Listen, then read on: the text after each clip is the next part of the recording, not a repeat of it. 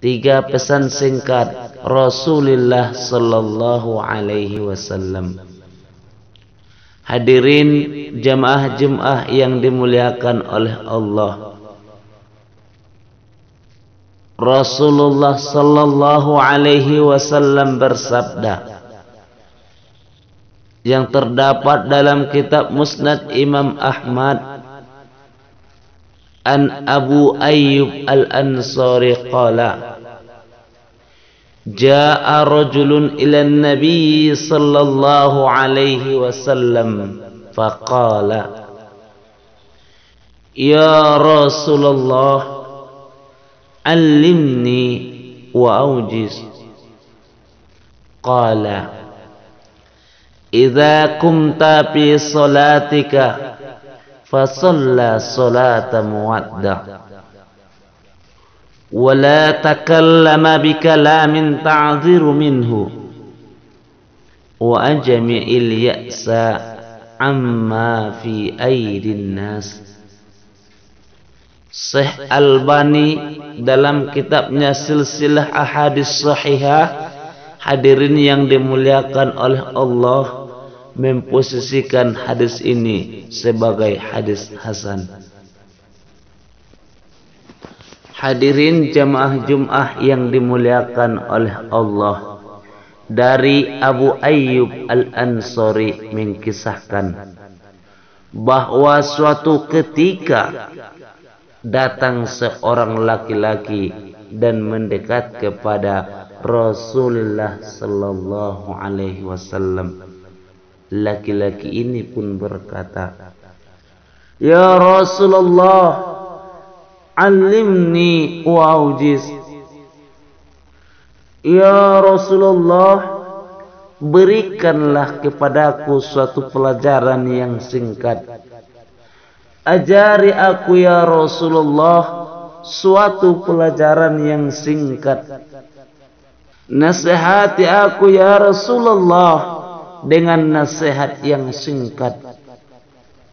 Lantas Rasulullah sallallahu alaihi wasallam memberikan nasihat yang singkat dan padat, yang memiliki arti yang sangat penting dalam kehidupan kita sehari-hari. Qala idza kumta fi salatika fasalla salata muwadda. Beliau bersabda, apabila engkau hendak melaksanakan solat, maka solatlah engkau seperti solatnya orang yang tidak kembali. Hadirin jamaah Jumat yang dimuliakan oleh Allah, dalam keterangan hadis para ulama kita menjelaskan bahwa yang dimaksud dengan solat muwadda adalah solatlah engkau seolah-olah solat yang engkau laksanakan pada hari ini itulah solat yang terakhir engkau lakukan. Hadirin jamaah Jumat yang dimuliakan oleh Allah, dengan hadis ini khatib mengingatkan kita kembali, termasuk diri saya pribadi dan kita semua, mengingat tentang ketentuan-ketentuan Allah kepada hambanya, termasuk yang berkaitan dengan ajal.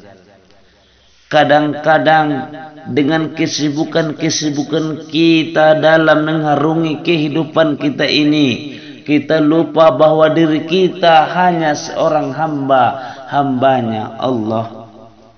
Kadang-kadang karena kita sibuk dengan kehidupan-kehidupan yang ada di dunia ini, kita beranggapan bahwa umur yang kita miliki masihlah panjang. Sehingga hadirin yang dimuliakan oleh Allah, dengan kesibukan yang bersifat dunia, kita sering lupa terhadap akhirat. Dengan kesibukan dunia semata-mata, sering kita melalaikan ibadah solat. Padahal hadirin yang dimuliakan oleh Allah, kalau berbicara masalah ajal, berbicara masalah maut, tidak ada satupun di antara manusia yang mengetahui pasti kapan dia akan mati. Begitu juga lah hadirin yang dimuliakan oleh Allah. Selama ini banyak mungkin di antara kita ketika melaksanakan solat hanya dengan solat asal-asalan. Seolah-olah kita beranggapan, ya tunggulah nanti setelah saya tua akan saya perbaiki solat saya. Tunggulah sebentar lagi, kesibukan saya masih banyak. Sehingga solat yang kita laksanakan hanya solat secara acak-acakan. Hadirin jamaah Jumat yang dimuliakan oleh Allah, haruslah hadir dalam diri kita secara pribadi ketika beribadah kepada Allah, ketika melaksanakan solat. Itulah solat yang kita laksanakan, yang tujuannya adalah menghusukkan diri kita ketika melaksanakan solat. Sebagai hikmah pesan yang pertama ini hadirin yang dimuliakan oleh Allah, Rasulullah mengajarkan kepada kita betapa pentingnya memperbaiki setiap amal yang kita laksanakan, khususnya solat. Mulai dari tata cara kita, bagaimana kita semestinya beristinja, bagaimana semestinya kita berwudu yang sesuai dengan tuntunan syariat, bagaimana kita bisa memperbaiki bacaan-bacaan kita dalam solat, gerakan-gerakan dalam solat, dan juga termasuk hadirin yang paling pentingnya kekhusyuan agar kita tidak lalai dalam melaksanakan solat. Hadirin jamaah Jumat yang dimuliakan oleh Allah, pentingnya solat. Rasulullah sallallahu alaihi wasallam telah bersabda, "As-salatu imaduddin. Man aqamaha faqad aqamat din. Wa man hadamaha faqad hadamat din." Salat adalah tiang agama. Seseorang di antara kita yang telah melaksanakan salat, maka kita sudah tergolong daripada orang yang mendirikan agama kita sendiri. Seseorang yang lalai terhadap salat, yang meninggalkan solat, yang tidak peduli dengan solat, maka hadirin jamaah Jumat yang dimuliakan oleh Allah, dialah salah satu peruntuh dalam agama ini.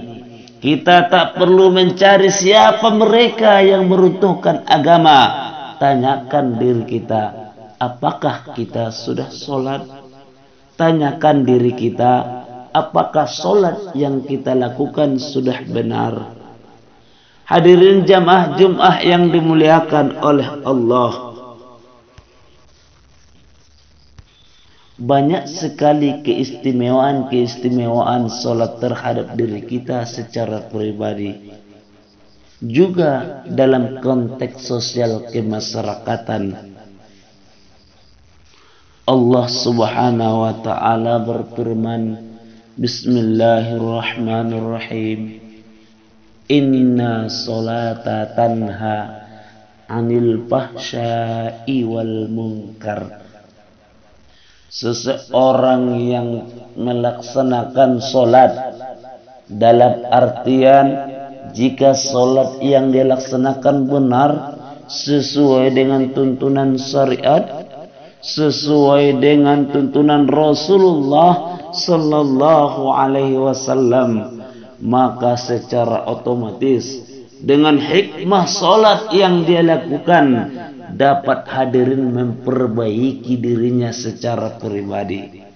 Bayangkan hadirin, kita bayangkan hadirin jamaah Jumat yang dimuliakan oleh Allah, kalau seandainya di antara kita semua yang ada di masjid ini, juga yang ada di masyarakat kita ini, mulai dari kalangan remaja, sampai pemuda, sampai kita sebagai orang tua dan ikut yang sudah berusia lanjut sekalipun, berniat dan bertekad kita belajar masing-masing khususnya tentang solat. Bagaimana istinja yang benar, bagaimana wudhu yang benar, bagaimana solat yang benar. Kita belajar hadirin yang dimuliakan oleh Allah. Maka dapat kita bayangkan dengan izin Allah betapa hindarnya kita dari perbuatan-perbuatan keji, betapa hindarnya kita dari perbuatan-perbuatan mungkar yang secara otomatis apabila suatu penduduk desa terhindar dari perbuatan keji dan perbuatan mungkar, maka Allah senantiasa mendatangkan rahmat dan hidayahnya kepada masyarakatnya sendiri, juga kepada keluarganya secara pribadi.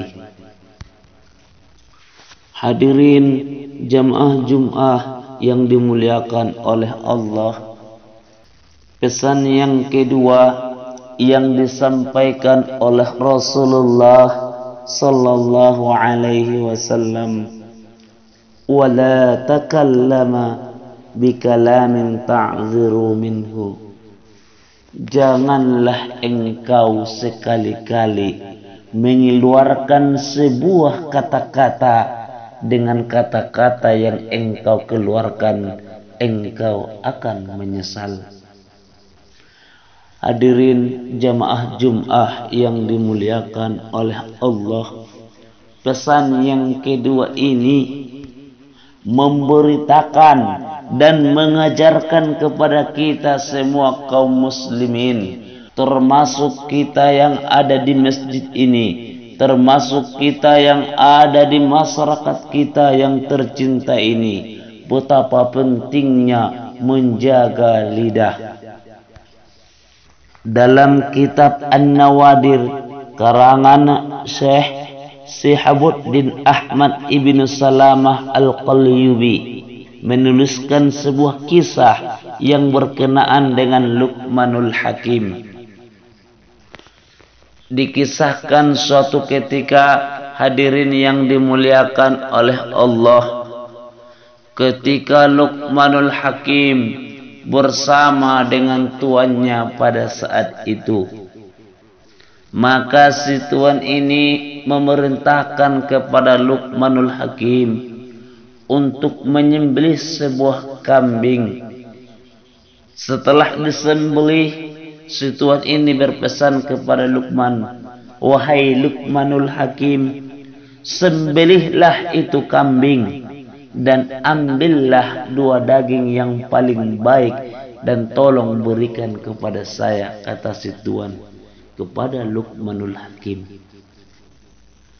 Maka hadirin yang dimuliakan oleh Allah, Luqmanul Hakim pada saat itu melaksanakan yang diperintahkan oleh tuannya, lantas menyembelih seorang kambing.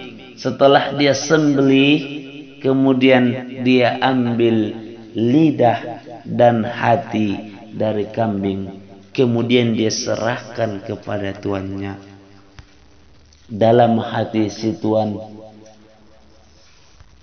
apakah memang lidah atau hati daging yang terbaik yang ada dalam kambing? Sehingga di masa yang lain si tuan ini pun memerintahkan kembali Luqmanul Hakim melaksanakan tugas yang sama, menyembelih seorang kambing. Dan setelah disembelih, si tuan ini berpesan kepada Luqmanul Hakim, wahai Luqman, sembelihlah itu kambing dan berikanlah kepada saya 2 daging yang paling jelek yang ada dalam kambing itu. Lantas Luqmanul Hakim pada saat itu melaksanakan yang diperintahkan oleh tuannya. Dia sembelih itu kambing, dan diambil kembali lidah dan hatinya dan diserahkan kepada tuannya. Melihat keadaan waktu yang berbeda dan dengan daging yang sama, si tuan ini pun bertanya-tanya dalam hatinya, lantas langsung menanyakan kepada Luqmanul Hakim, "Wahai Luqman, dulu aku pernah berpesan kepadamu ketika menyembelih seekor kambing, engkau ambil 2 daging yang paling baik, yang engkau serahkan adalah lidah dan hatinya. Dan saat ini aku perintahkan engkau, wahai Luqman, untuk menyembelih kambing dan mengambil 2 jenis kambing, 2 jenis daging yang paling jelek di kambing itu, dan juga engkau Luqman menyerahkan lidah dan hatinya. Apa sebenarnya makna yang terkandung dalam hal ini?" Lantas apa kata Luqmanul Hakim? Para hadirin yang dimuliakan oleh Allah, "Wahai Tuan, jika si kambing itu dapat memelihara lidah dan hatinya, sungguh lidah dan hatinya itulah daging terbaik dalam tubuhnya. Dan sebaliknya, wahai Tuan, jika si kambing itu tidak mampu memelihara lidah dan hatinya, itulah 2 daging terburuk yang ada dalam hatinya." Hadirin jamaah Jum'ah yang dimuliakan oleh Allah, yang mengisyaratkan kepada manusia bahwa baik dan buruknya seseorang itu sangat tergantung kepada hatinya dan juga bagaimana dia mampu menjaga lisannya. Orang berkata, lisan memang tak bertulang, tapi secara fakta hadirin yang dimuliakan oleh Allah, perselisihan terjadi banyak diasal mulakan karena lidah. Orang berkata lidah tak bertulang, tapi secara kenyataannya disebabkan lidah banyak orang saling membunuh. Orang berkata lidah tak bertulang, tapi secara faktanya karena lidah perselisihan, persatuan dan kesatuan runtuh dalam satu daerah. Pentingnya menjaga lisan. Dalam hadis yang lain, Rasulullah sallallahu alaihi wasallam bersabda, "Salamatal insan fi hifdzil lisan." Keselamatan seseorang sangat tergantung kepada lisannya. Bagaimana dia mengatur lisan, bagaimana dia mengeluarkan kata-kata. Dapat kita bayangkan hadirin yang dimuliakan oleh Allah, kalau seandainya kita yang hidup dalam bermasyarakat ini mampu mengamalkan pesan yang kedua yang disampaikan Nabi ini, yakinlah dan percayalah hadirin yang dimuliakan oleh Allah, perselisihan di antara kita dalam keluarga tidak ada. Dengan kemuliaan lisan, keluarga menjadi sakinah, mawaddah dan warahmah. Dengan kemuliaan lisan, masyarakat menjadi baldatun thayyibah. Hadirin jamaah Jum'ah yang dimuliakan oleh Allah, pesan yang ketiga, wa jami'al ya'sa amma fi aidin nas, bertekadlah engkau agar tidak memiliki apa yang dimiliki oleh orang lain. Hadirin jamaah Jum'ah yang dimuliakan oleh Allah, memahami pesan yang ketiga ini, bahwa para ulama kita telah memberikan beberapa penjelasan. Di antaranya pesan yang ketiga ini menuntun kita semua kaum muslimin, termasuk kita yang ada dalam masyarakat kita ini, senantiasalah kita mampu bersifat qanaah secara pribadi.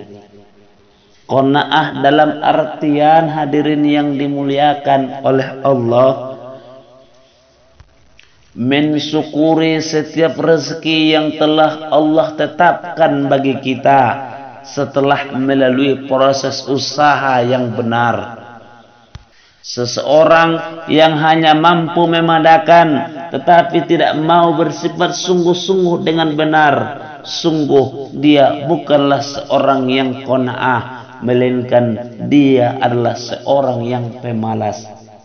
Hadirin jamaah Jumat yang dimuliakan oleh Allah, berkenaan dengan qanaah, perpaduan antara syukur dengan usaha. Bagaimana kita mensyukuri segala nikmat-nikmat yang telah Allah tetapkan bagi kita setelah melalui dengan proses kerja yang benar, setelah melalui proses kerja keras dan menyerahkan segala usaha yang kita miliki kepada Allah Subhanahu wa taala. Hadirin, dengan sifat qanaah kita mampu bersyukur dengan segala nikmat yang diberikan oleh Allah. Dengan sifat qanaah akan mampu mengurangi penyakit-penyakit hati yang biasa beredar dalam masyarakat kita, seperti iri, dengki, khianat dan sebagainya. Maka sangatlah baiknya dan sangatlah patutnya kita semua, termasuk khotib secara pribadi, mengamalkan setiap tuntunan baginda Rasulullah sallallahu alaihi wasallam dalam kehidupan kita sehari-hari. Hadirin jamaah Jumat yang dimuliakan oleh Allah, dengan khutbah ini semoga Allah Subhanahu wa taala senantiasa memberikan hidayahnya kepada kita semua. Semakin baik kita dalam melaksanakan sholat, semakin mampu kita dalam menjaga lisan, dan semakin bersyukur dengan segala nikmat yang telah diberikan Allah kepada kita. Amin ya rabbal alamin. Barakallah li wa lakum fil Qur'anil azim, wa nafa'ani wa iyyakum bil ayati wa dzikril hakim. وتقبل مني ومنكم تلاوته إنه هو السميع العليم وقل رب اغفر لي وارحم وأنت خير الراحمين.